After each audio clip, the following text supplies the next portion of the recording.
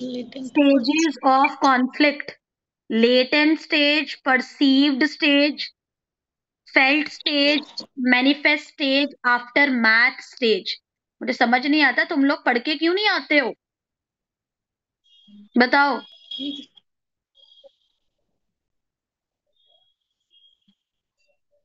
Latent stage का मतलब होता है जब पार्टिसिपेंट को अभी पता नहीं होता है, क्या नहीं पता होता है कि लड़ाई झगड़ा शुरू हो गया है। ठीक है जी। तो लड़ाई यस झगड़ा मैम। किसमें हो सकती है, लोगों में, ग्रुप में, ऑर्गेनाइजेशन में, है ना। तो मतलब कई लोगों को अभी पता ही नहीं लगता है कि लड़ाई झगड़ा हुआ भी है। फिर धीरे धीरे आप उसे परसीव करने लगते हो, फील करने लगते हो। परसीव्ड स्टेज सेकंड फील होने लगता है। की यस कॉन्फ्लिक्ट है। मैम। फिर फील फेल्ट में स्टेज। क्या है, आपको अब स्ट्रेस होने लगा है।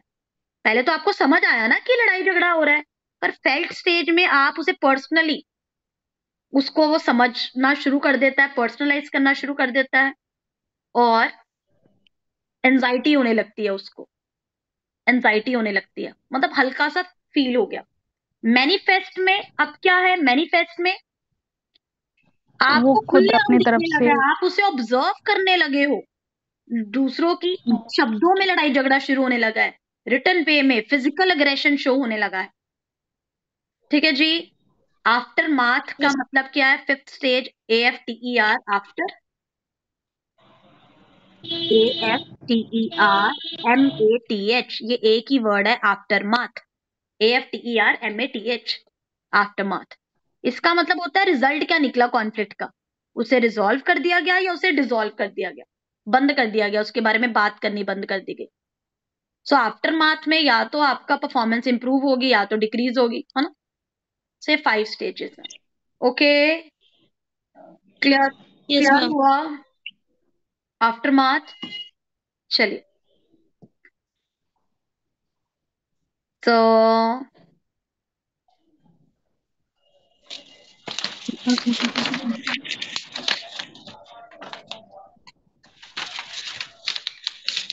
नेक्स्ट हमारे पास स्ट्रेस मैनेजमेंट जो है वो क्या होता है, बताओ। Stress management, stress management, stress management किसी भी चीज का जो अपन एक जो मैनेजमेंट में जो एक वर्क मिला होता है, वो अपन से नहीं हो पाता तो स्ट्रेस लेते हैं। स्ट्रेस मैनेजमेंट मतलब हम मैनेज करने के लायक हैं स्ट्रेस को। ठीक है ना, अब हम स्ट्रेस को मैनेज कर पा रहे हैं ऑर्गेनाइजेशन में। ठीक है ना। सो स्ट्रेस को मैनेज करने के लिए हमारे पास वही, आप पहले रिकग्नाइज करते हो स्ट्रेस को, फिर नॉलेज करते हो उसके बारे में, फिर उसे मैनेज करने की कोशिश करते हो। स्ट्रेस मैनेजमेंट में इतना नहीं है। ऑर्गेनाइजेशन कल्चर में बड़े सारे कल्चर के टाइप्स होते हैं। आप मुझे बताओ नॉर्मेटिव कल्चर क्या होता है। Anupam, what is normative culture. Ma'am normative culture जिसमें हम ये डिसाइड करते हैं कि हम क्या करना है क्या नहीं करना क्या है। करना उसके चाहिए, अकॉर्डिंग। नॉर्मेटिव का मतलब कौन सी पॉलिसीज है, यस मैम, कौन करना से क्या रूल्स है। चाहिए। हाँ। प्रेगमेटिक कल्चर क्या होता है, प्रेगमेटिक कल्चर। प्रैग्मेटिक कल्चर इसमें हम पहले से डिसाइड कर लेते हैं कि हमको ये करना है अपने ऑर्गेनाइजेशन में। प्रेगमेटिक मतलब प्रैक्टिकल अप्रोच। हमें पता है कस्टमर गॉड है, प्रैक्टिकली यही है। हम कस्टमर अगर गलत भी बोल रहा है तो भी हमें उसे सेटिस्फाई करना पड़ेगा। हम ये नहीं कह सकते यहाँ पर सच और झूठ नहीं बोल सकते, यहाँ पर प्रैक्टिकल होना पड़ेगा, कस्टमर की बात हमें माननी यस पड़ेगी। Ma'am. Then is academy culture. Okay. Academy culture क्या, एकेडमिक। एकेडमी कल्चर मतलब तो एक सीक्वेंस हम, में चल। हाँ, कि बंदे का वर्क एक्सपीरियंस क्या होना चाहिए काम करने के लिए, क्वालिफिकेशन क्या होनी चाहिए, बैकग्राउंड क्या होना चाहिए। मतलब यस मैम। एकेडमी वे, मतलब हम एक एकेडमी से रिलेटेड ट्रेडिशनल होता है सारा। तरीके से कर, जैसे फॉर एग्जांपल आपको इसमें पार्टिसिपेट करना, जैसे यूजीसी के लिए एकेडमिक कल्चर क्या है कि कम से कम आपका पोस्ट ग्रेजुएशन होना चाहिए, पोस्ट ग्रेजुएशन में 55% यस प्लस मैम। मार्क्स आने चाहिए। 50%। Then is baseball yes ma'am, team 50। Culture. एक कल्चर, एक टाइप होती है baseball team culture. What is baseball team culture. Baseball team culture, ma'am ये तो नहीं पता है। आप पढ़कर क्या आए हो? मुझे तो समझ नहीं आती, 80 पेजेस क्या होते हैं पढ़ने को? हैं? बताओ। मैम 180 पेजेस है मैम, उसमें मतलब 80 पेजेस बोला था, कॉपी 1 के से 80 नोट्स। तो करे ही नहीं थे, वो तो एचआरएम में हो गए थे। ये 80 से 180 था, हाँ 100 पेजेस थे बस। मैम 2 बार पढ़, मैम पता नहीं, दो बेसबॉल टीम बार पढ़ा। Culture, baseball ma'am team notes culture क्या पढ़े होता हैं है? लेकिन। बेसबॉल टीम कल्चर में एम्प्लॉइज को सबसे इंपॉर्टेंट ट्रेजर माना जाता है ऑर्गेनाइजेशन का। एम्प्लॉय को ट्रू एसेट माना जाता है ऑर्गेनाइजेशन का। ठीक है जी। सो इंडिविजुअल को हमेशा अपर एज माना जाता है, ऑर्गेनाइजेशन में इतना ध्यान नहीं दिया जाता। ठीक है जी। तो एडवर्टाइजिंग एजेंसी हो गई, इवेंट मैनेजमेंट कंपनीज हो गई, फाइनेंशियल इंस्टीट्यूशंस हो गई, वो अपने एम्प्लॉय को बड़ा इंपॉर्टेंट मानते हैं कि इसी से काम चलेगा। Okay okay. Yes ma'am. Okay then ma'am. Comes club culture. What is club culture? Club culture मतलब कि हमें हर कोई बेस्ट चाहिए, बेस्ट चाहिए कल्चर के अकॉर्डिंग, अपने स्पेशलाइजेशन के अकॉर्डिंग, एजुकेशनल क्वालिफिकेशन के अकॉर्डिंग। ठीक है जी। Yes ma'am. फोर्ट्रेस कल्चर क्या होता है? फोर्ट्रेस कल्चर, फोर्ट्रेस कल्चर ये स्टॉक ब्रोकिंग इंडस्ट्रीज फोर्ट्रेस। में आती है। फोर्ट्रेस कल्चर ये वो ऑर्गेनाइजेशंस होती हैं जहां पर इंप्लॉइज को श्योरिटी नहीं होती कि उनका करियर कितना लंबा चलेगा। वो ऑर्गेनाइजेशन जिनमें ऑर्गेनाइजेशन को खुद नहीं पता होता हम कहाँ तक वो करेंगे। सो एम्प्लॉइज को टर्मिनेट कर दिया जाता है जब ऑर्गेनाइजेशन अच्छा परफॉर्म नहीं कर रही होती। मतलब कभी भी आप निकल सकते हो, गवर्नमेंट जॉब नहीं है इसमें, प्राइवेट की तरह है, आप कभी भी निकल सकते हो। ठीक है जी। जब ऑर्गेनाइजेशन अच्छा परफॉर्म नहीं कर रही है तो आपको निकाल देंगे। Then comes tough guy culture. What is tough guy culture? Tough guy मतलब आपकी परफॉर्मेंस को बार बार रिव्यू करा जाएगा, मॉनिटर किया जाएगा, और फिर आपकी क्वेरीज भी ली जाएगी अगर आपको कुछ नहीं समझ आ रहा। Then comes bet your company culture. Bet your company culture ये कंपनीज अपनी ऑर्गेनाइजेशन में बहुत ज्यादा रिस्क लेती है और उन्हें पता नहीं है ये रिस्क हमारे लिए अच्छा जाएगा या बुरा जाएगा। सो बेट मतलब रिस्क में रहती है, bet your company culture. Okay. Then come yes process ma'am. Yes culture. Ma'am. What is process culture? Process मतलब जिसमें हमें प्रोसेस और प्रोसीजर को फॉलो करना ही पड़ेगा। ठीक है जी। यहाँ पर फीडबैक वगैरह मैटर नहीं करता, बच्चों यही प्रोसेस है, यही रूल है। जैसे गवर्नमेंट ऑर्गेनाइजेशन में भी ये कल्चर फॉलो करते हैं, होता ना। आपको अगर अपनी क्या कहते हैं, अपना पासपोर्ट बनाना है तो इन पहले इस विंडो में जाना पड़ेगा, फिर इस विंडो में जाना पड़ेगा, फिर ये चाहिए, आपकी +2 की मार्कशीट चाहिए, ये चाहिए। मतलब कोई भी चेंजेस नहीं आप करेंगे, मतलब ट्रेडिशनल प्रोसेस को फॉलो करेंगे। क्लियर हुआ? यस और no? Yes ma'am. Yes yes ma'am. अब एक ये भी हमने करा हुआ, dominant culture, subculture, strong culture, weak culture, याद है? Mechanistic culture, organic culture, authoritarian culture, participative, national, organisational yes ma'am culture. आपने पढ़ाया था। चलो, शुक्र है। अब ऑर्गेनाइजेशनल कल्चर के चेंज में कर्ट लेविन ने एक थ्योरी दी है। What is that? Kurt Lewin ने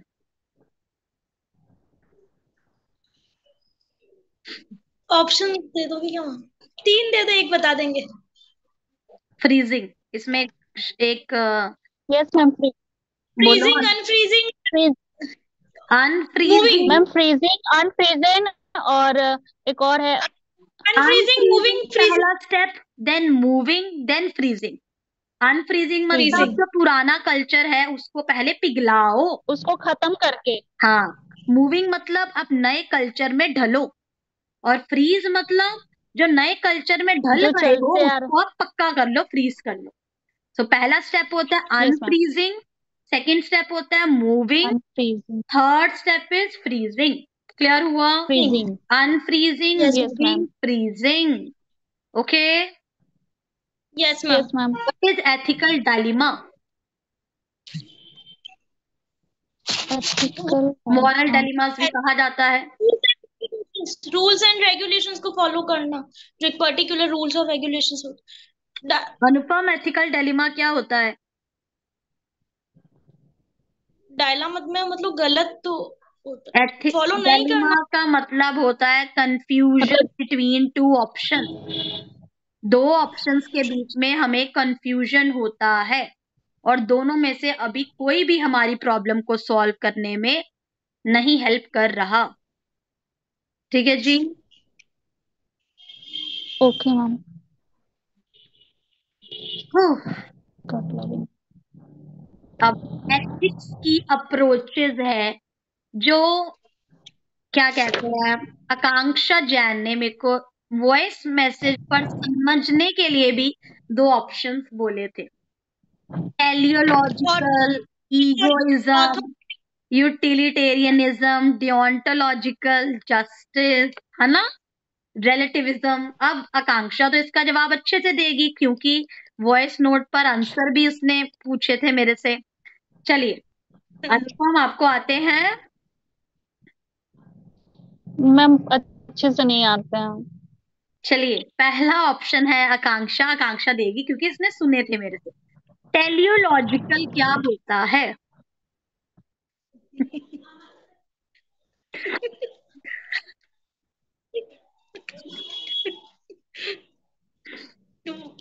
मतलब टेलीलॉजिकल। क्या होगा तुम मुझे लोग? मतलब इतना टेलियोलॉजिकल कंटेंट देने के बाद भी अगर आप लोग ना पढ़ो तो कैसे चलेगा? टेलियोलॉजिकल मतलब कोई चीज एथिकल है या अनएथिकल है, ये उसका रिजल्ट डिसाइड करेगा। रिजल्ट अच्छा आया, आप जीत गए तो एथिकल है, नहीं जीते तो अनएथिकल है। Then comes egoism. इसका इसमें मेरे भी को क्या फायदा हो रहा है? Maximising self interest. ईगोइज्म मतलब इसका मेरे को सबसे ज्यादा फायदा क्या हो रहा है, दैट इज ईगोइज्म। अगर मेरे को सबसे ज्यादा फायदा हो रहा है तो वो एथिकल है, अगर मुझे फायदा नहीं हो रहा तो वो अनएथिकल है। यूटिलिटेरियनिज्म, यूटिलिटेरियनिज्म ये तो आना चाहिए। बताओ आकांक्षा जान, what is utilitarianism? Ethical ethical unethical में जो वो, अरे यार मुझे आता, सॉरी यार। अगर ज्यादा लोगों का फायदा हो रहा है तो करो, अगर मेरा फायदा ना भी हो लेकिन 100 लोगों का फायदा हो रहा है तो वो ऑप्शन करो। जैसे होता है ना, एक जगह पर आपके पास ऑप्शन है, आप अपने बच्चे को बचाएं या 100 बच्चों को बचाएं, तो आप क्या करोगे? उस टाइम पर एथिकल डिलेमा हो गया ना, आप किसको बचाएंगे? यूटिलिटेरियनिज्म वाले कहते हैं कि 100 बच्चों को बचाओ क्योंकि ज्यादा मैक्सिमम बेनिफिट उनमें है, मतलब आप लोगों का, मैक्सिमम लोगों का फायदा सोचते हो। डियोंटोलॉजिकल का मतलब क्या होता है कि हमें सिर्फ सही रास्ते पर चलना है, एथिकल रास्ते पर चलना है, मतलब हमें चीटिंग नहीं करनी है, चाहे हम फेल हो जाए चाहे पास हो, हमें सही रास्ते पर चलना है, सच के रास्ते पर चलना है। डियोंटोलॉजिकल कहता है हमें एंड से, रिजल्ट से मतलब नहीं है, मीन्स से मतलब है कि हम कैसे उस रास्ते पर पहुंच रहे हैं। ओके, समझ गए? Yes ma'am. रिलेटिविज्म मतलब individual to individual, group to group, culture to culture ethics define करते हैं कि क्या सही है क्या गलत है। ओके, समझ गए? Yes ma'am. Yes ma'am. इसके अलावा हमने बाकी सब आपको करवा दिया था ऑलरेडी, यही टॉपिक्स थे और आपको एक भी टॉपिक नहीं आता था इनमें से। सो बहुत बुरा टेस्ट गया आज भी। आई होप, पता नहीं फेब के पेपर में आप क्या करोगे क्या नहीं करोगे। जून के पेपर के लिए मैं आपको कोशिश करूंगी कि मैक्सिमम आप इन चीजों को रट जाएं ताकि हेल्प हो। I don't know about Feb exam क्योंकि रिजल्ट वैसा नहीं आ रहा है। तो हम क्लास को एंड करते हैं। किसी को कुछ पूछना है?